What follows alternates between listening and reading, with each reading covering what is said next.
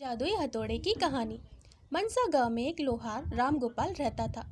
उसका एक भरा पूरा परिवार था, जिसका लालन पालन करने के लिए उसे कई बार दिन रात काम करना पड़ता था। रोज की तरह आज भी काम पर जाने से पहले राम गोपाल ने अपना खाने का डिब्बा बांधने के लिए अपनी पत्नी से कहा। पत्नी जब डिब्बा लेकर आई तो राम गोपाल ने कहा, मुझे आज आने में देर हो जाएगी, शायद मैं रात को ही आऊँ। इतना कहकर राम गोपाल अपने काम पर निकल गया। काम पर जाने का रास्ता एक जंगल से होकर गुजरता था। जैसे ही राम गोपाल पहुंचा, उसे कुछ आवाज़ सुनाई दी। जैसे ही राम गोपाल कुछ पास गया तो उसने देखा कि एक साधु भगवान का मंत्र जपने के साथ ही हंस रहा है। हैरान होकर राम गोपाल ने पूछा, आप ठीक हैं? उस साधु को राम गोपाल नहीं जानता था, लेकिन साधु ने एकदम से उसका नाम लेकर कहा, आओ राम गोपाल बेटा, मैं तुम्हारा ही इंतज़ार कर रहा था। मैं भूखा हूँ, मुझे अपने खाने के डिब्बे से कुछ खिला दो। बाबा से अपना नाम सुनकर राम गोपाल हैरान था, लेकिन उसने कोई सवाल नहीं किया और सीधा अपना खाने का डिब्बा उन्हें दे दिया। देखते ही देखते बाबा ने राम गोपाल का सारा खाना खा लिया। उसके बाद उस साधु ने कहा, बेटा मैं तो सारा खाना खा गया, अब तुम क्या खाओगे? मुझे माफ़ करना।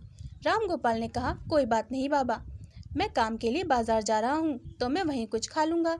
यह सुनकर उस साधु ने राम गोपाल को खूब आशीर्वाद दिया और भेंट के तौर पर एक हथौड़ा दे दिया। राम गोपाल ने कहा, आपका आशीर्वाद काफ़ी है, मैं इस हथौड़े का क्या करूँगा, इसे आप ही रखिए। साधु ने जवाब देते हुए कहा, बेटा यह मामूली हथौड़ा नहीं है, यह जादुई हथौड़ा है जो मेरे गुरु ने मुझे दिया था और अब मैं तुझे दे रहा हूँ, क्योंकि तुम्हारा दिल साफ है।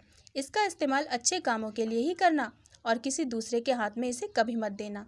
इतना कहकर वह बाबा वहाँ से अदृश्य हो गए। राम गोपाल अपने हाथों में हथौड़ा लेकर बाजार काम के लिए चला गया। औजार बनाने से पहले उसके दिमाग में आया कि आज इस हथौड़े से लोहा पीटता हूँ। जैसे ही उसने लोहे पर हथौड़े से चोट मारी, वो सीधा औजार में बन गया। दूसरी चोट में लोहे के बर्तन बन गए। राम गोपाल समझ गया कि यह सही में जादुई हथौड़ा है। वो जो बनाने की सोच के साथ लोहे पर चोट मारता, लोहा सीधा ही वही बन जाता। जादुई हथौड़े की वजह से राम गोपाल का काम जल्दी खत्म हो गया और वो अपने साथ ही उस जादुई हथौड़े को घर ले गया। इसी तरह रोज राम गोपाल उस हथौड़े से जल्दी काम खत्म कर लेता और कई बार ज्यादा बर्तन बनाकर उन्हें गांव के लोगों को भी बेच देता था। धीरे धीरे उसके घर के हालात पहले से कुछ ठीक होने लगे। एक दिन गांव का मुखिया उसके घर आया और बोला, हम गांव वालों को शहर जाने में बहुत ज़्यादा समय लगता है, क्या तुम अपने हथौड़े से गांव और शहर के बीच आने वाला एक पहाड़ तोड़ने में मदद करोगे? इससे बीच में एक सड़क बना लेंगे और गांव से शहर का सफ़र छोटा हो जाएगा। मुखिया की बात सुनकर राम गोपाल ने उस जादुई हथौड़े से उस पहाड़ को तोड़ दिया। मुखिया और गांव के लोग बहुत खुश हुए और उसे खूब शाबाशी दी। पहाड़ तोड़ने के बाद घर लौटते समय लोहार के मन में हुआ कि इस जादुई हथौड़े से मेरा काम जल्दी हो जाता है, लेकिन कुछ ज़्यादा फायदा तो हो नहीं रहा है। इसी सोच में डूबे हुए लोहार घर जाने की जगह दुखी होकर जंगल की तरफ चला गया। उस जंगल में वही साधु बाबा लोहार को दोबारा दिखा। लोहार ने उन्हें अपने मन की सारी बातें बता दी। साधु ने कहा, इसका उपयोग सिर्फ औजार और बर्तन बनाने व पहाड़ तोड़ने तक सीमित नहीं है। इससे तुम अपने मन का कुछ भी बना सकते हो और किसी भी कठिन चीज़ को आसानी से तोड़ सकते हो।